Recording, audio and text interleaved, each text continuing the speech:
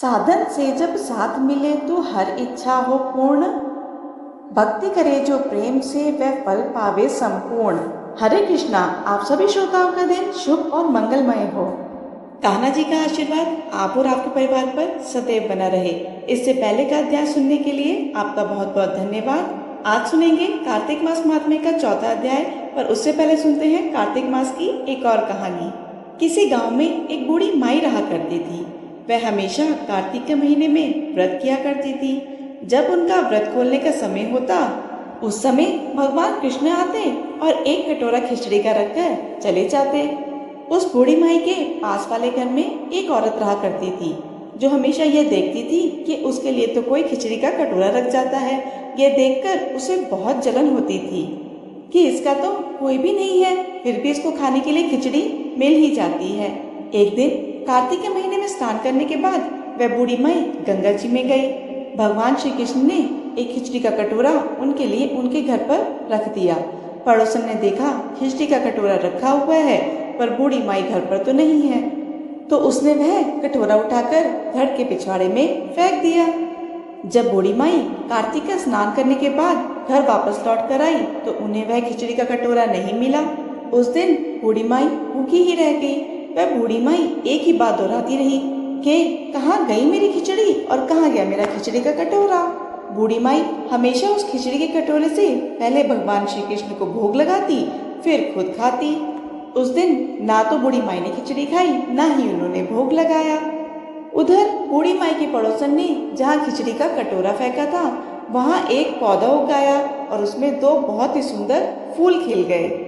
एक बार उस राज्य का राजा उस ओर से निकला तो उसने वह दोनों फूल तोड़ लिए और उन दोनों फूलों को वह अपने महल में ले आया। अपने महल में आकर उसने वह दोनों फूल अपनी रानी को दिए। रानी ने उन फूलों को सूंघा और वह फूल सूंघकर रानी गर्भवती हो गई।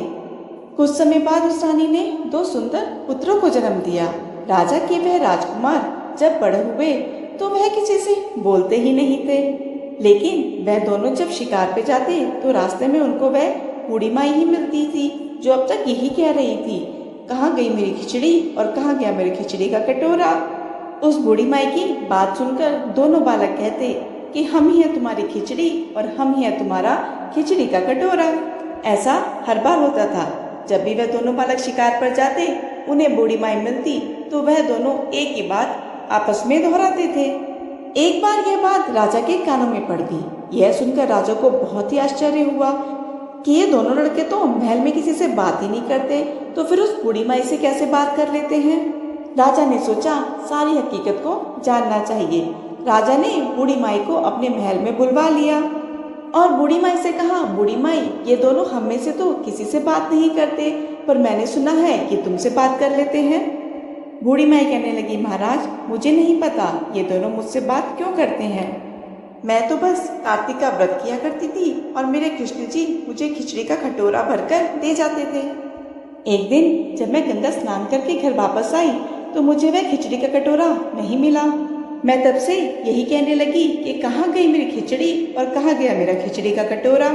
जब यह बात दोनों राजकुमारों ने सुनी तो कहने लगे कि तुम्हारी पड़ोसन ने वह खिचड़ी फेंक दी थी और उस खिचड़ी से दो फूल बन गए थे। वो दो फूल राजा तोड़कर अपने महल में ले आए और महल में लाकर वह फूल उन्होंने अपनी रानी को दे दिए और रानी ने जब उन फूलों को सूंघा तो उसके बाद हम दो लड़कों का जन्म हुआ।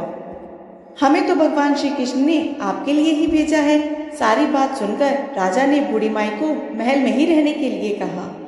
हे कार्तिक महाराज, जैसे आपने बूढ़ी माई की बात सुनी, वैसे ही कार्तिक का व्रत, स्नान और दीपदान करने वाले हर भक्त की सुनना। जो कार्तिक का स्नान या फिर दीपदान ना भी कर पाए तो आप उन भक्तों की भी लाज रखना। सभी भक्तों के दुख दर्द दूर करना। सभी प्रेम से बोलिए कार्तिक महाराज की जय, श्री कृष्ण भगवान की जय। अब सुनते हैं कार्तिक मास महात्म्य का चौथा अध्याय। नारद जी ने कहा, ऐसा कहकर भगवान विष्णु मछली का रूप धारण करके आकाश से जल में गिरे। उस समय विंध्याचल पर्वत पर तप कर रहे महर्षि कश्यप अपनी अंजलि में जल लेकर खड़े थे। भगवान उनकी अंजलि में जा गिरे। महर्षि कश्यप ने दया करके उसे अपने कमंडल में रख लिया। मछली के थोड़ा बड़ा होने पर महर्षि कश्यप ने उसे कुएं में डाल दिया। जब वह मछली कुएं में भी ना समा सकी तो उन्होंने उसे तालाब में डाल दिया। जब वह तालाब में भी ना आ सकी तो उन्होंने उसे समुद्र में डाल दिया। वह मछली वहां भी बढ़ने लगी। फिर मत्स्य रूपी भगवान विष्णु ने इस शंकासुर का वध किया और शंकासुर को हाथ में लेकर बद्री वन में आ गए। वहां उन्होंने संपूर्ण ऋषियों को बुलाकर इस प्रकार आदेश दिया, मुनीश्वरों, तुम जल के भीतर बिखरे हुए वेद मंत्रों की खोज करो और जितनी जल्दी हो सके उन्हें सागर के जल से बाहर निकाल लाओ। तब तक मैं देवताओं के साथ प्रयाग में ठहरता हूँ। तब उन तपोबल संपन्न महर्षियों ने यज्ञ और बीजों सहित संपूर्ण वेद मंत्रों का उद्धार किया। उनमें से जितने मंत्र जिस ऋषि ने उपलब्ध किए वही उन बीज मंत्रों का उस दिन से ऋषि माना जाने लगा। तदंतर सब ऋषि एकत्र होकर प्रयाग में गए। वहां उन्होंने ब्रह्मा जी सहित भगवान विष्णु को उपलब्ध हुए सभी वेद मंत्र समर्पित कर दिए। सब वेदों को पाकर ब्रह्मा जी बहुत प्रसन्न हुए। उन्होंने देवताओं ऋषियों के साथ प्रयाग में अश्वमेध यज्ञ किया। यज्ञ समाप्त होने पर सब देवताओं ने भगवान से निवेदन किया, देवादिदेव जगन्नाथ, इस स्थान पर ब्रह्मा जी ने खोए हुए वेदों को पुण्य प्राप्त किया है और हमने भी यहाँ आपके प्रसाद में यज्ञ भाग पाए हैं। अतः यह स्थान पृथ्वी पर सबसे श्रेष्ठ पुण्य की वृद्धि करने वाला एवं भोग तथा मोक्ष प्रदान करने वाला हो। साथ ही यह समय भी महापुण्यमय और ब्रह्मघाती आदि महापापियों की भी शुद्धि करने वाला हो तथा यह स्थान यहाँ दिए हुए दान को अक्षय बना देने वाला भी हो, यह वर दीजिए। भगवान विष्णु बोले, देवताओं, तुमने जो कुछ कहा है वह मुझे स्वीकार है। तुम्हारी इच्छा पूर्ण हो। आज से यह स्थान ब्रह्म क्षेत्र के नाम से प्रसिद्ध होगा। सूर्यवंश में उत्पन्न राजा भागीरथ यहाँ गंगा को ले आएंगे और वह यहाँ सूर्य कन्या यमुना से मिलेगी। ब्रह्मा जी और तुम सब देवता मेरे साथ यहाँ निवास करो। आज से यह तीर्थ तीर्थराज के नाम से विख्यात होगा। तीर्थराज के दर्शन से तत्काल सब पाप नष्ट हो जाएंगे। जब सूर्य मकर राशि में स्थित होंगे उस समय यहाँ स्नान करने वाले मनुष्य के सब पापों का यह तीर्थ नाश करेगा। यह काल भी मनुष्य के लिए सदा महान पुण्य फल देने वाला होगा। माघ में सूर्य के मकर राशि में स्थित होने पर यहाँ स्नान करने से सालोक्य आदि फल प्राप्त होंगे। देवादिदेव भगवान विष्णु देवताओं से ऐसा कहकर ब्रह्मा जी के साथ वहीं अंतर ध्यान हो गए। तत्पश्चात इंद्रादि देवता भी अपने अंश से प्रयाग में रहते हुए वहां से अंतर ध्यान हो गए।